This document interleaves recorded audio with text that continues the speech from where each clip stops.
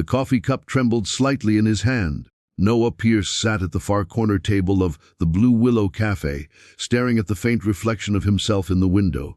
His shirt was clean but old, the collar slightly frayed. His hands, calloused from years of labor, rested over the crisp $50 bill he had folded and refolded a dozen times since he arrived. It was all he had for the week, $50. And tonight he was spending it on a blind date he wasn't sure he could afford, but one he hoped could change his lonely life. If you believe in kindness, second chances, and that good people still exist in this world, please take a moment to like, comment, share, and subscribe to Kindness Journal. Because this story is one that will remind you why kindness still matters. Noah checked his watch. It was 20:15 p.m. The time light streamed through the glass, painting golden reflections across the marble floor. He had come early, nervous and unsure. Across the cafe, businessmen discussed contracts and college students tapped at laptops. To Noah, it felt like a different world. He wasn't one of them. He was a single dad, a mechanic by trade, who had lost almost everything except hope. 3 years earlier, his wife had passed away after a long illness. Since then, every cent had gone into paying medical debts and raising his 8-year-old daughter, Clara. He had promised her pancakes this morning, kissed her forehead, and told her he'd be meeting a nice lady later. Clara had giggled, saying, "Daddy, maybe she'll like your funny hair." His funny hair. He smiled softly at the thought. A few strands of silver had begun to show early, thanks to stress more than age. He wasn't old, 34, but he felt older than his years. Today he had borrowed his brother's jacket, polished his shoes, and prayed quietly that the woman he was about to meet wouldn't judge him by his worn-out appearance. At the table next to his sat a man in a tailored gray suit, scrolling through his phone. The man was older, perhaps in his mid-50s, with the composed air of someone used to success.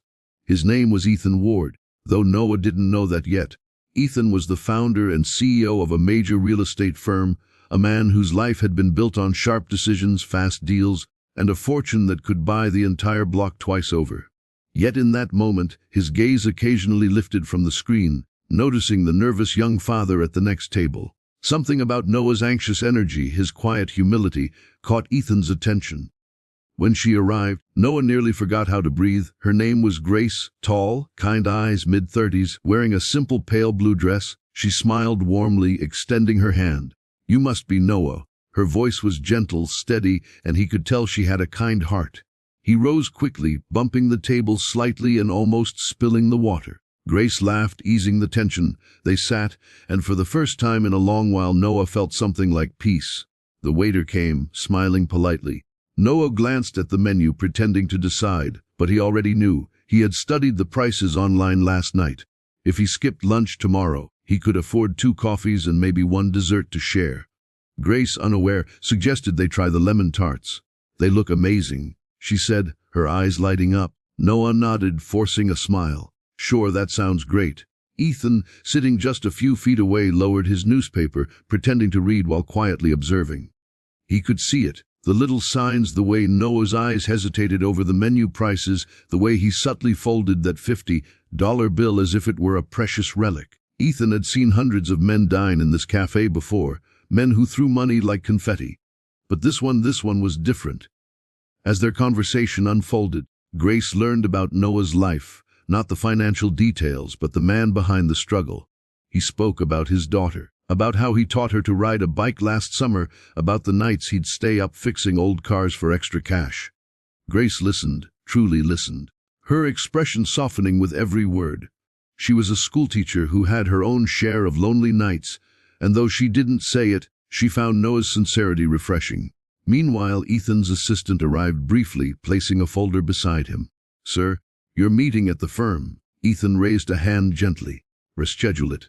He wasn't sure why, but he wanted to stay. Maybe it was the way Noah smiled at Grace despite his obvious worries, or maybe it was the way he carried himself, with dignity that no money could buy. When the bill arrived, Noah's heart pounded. The total was $47.60. He slid the folded 50 onto the tray, palms slightly damp. Grace excused herself to take a call, and as she walked toward the door, Ethan made a quiet move. He caught the waiter's attention and whispered something, slipping a card into the man's hand. The waiter nodded discreetly. A few moments later, Noah tried to pay, but the waiter shook his head. "It's already been taken care of, sir." Noah frowned. "What do you mean?" The waiter smiled faintly. "A gentleman at another table paid it forward. He said to tell you, keep your change and buy something nice for your little girl." Noah turned around, but Ethan was gone. Only an empty coffee cup and a business card remained on the table. It read Ethan Ward Holdings Inc. On the back, a handwritten note. "You reminded me what real strength looks like. Call me tomorrow." That night, Noah walked home through the fading daylight, the business card gripped tightly in his hand. He stopped by a bakery and bought a small box of cupcakes for Clara. When he handed them to her, her eyes sparkled. "You had a good day, Daddy?" she asked, frosting on her cheek. He smiled softly. "Yes, sweetheart, maybe even a great one." The next morning, Noah stood outside the towering glass building of Ward Holdings. The receptionist greeted him with surprise when he mentioned the CEO's name. Within minutes, Ethan stepped out of his office, extending his hand. "Noah Pierce, I'm glad you came." Ethan invited him in, offering coffee.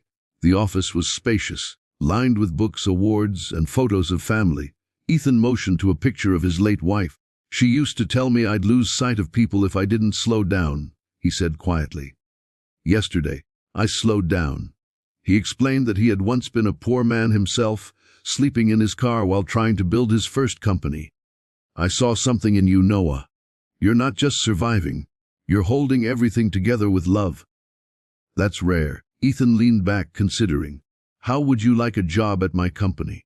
We need a logistics manager in our maintenance department. The pay's not Wall Street, but it's honest, steady work, and you'll have room to grow." And Noah's eyes widened. "Sir, I don't even know what to say." "Say yes," Ethan said simply, "and don't thank me. Just do for someone else what I did for you when you can." A week later, Noah began his new job. He worked hard, earning the respect of his team and the admiration of his daughter, who proudly told her teacher, "My daddy fixes big buildings now."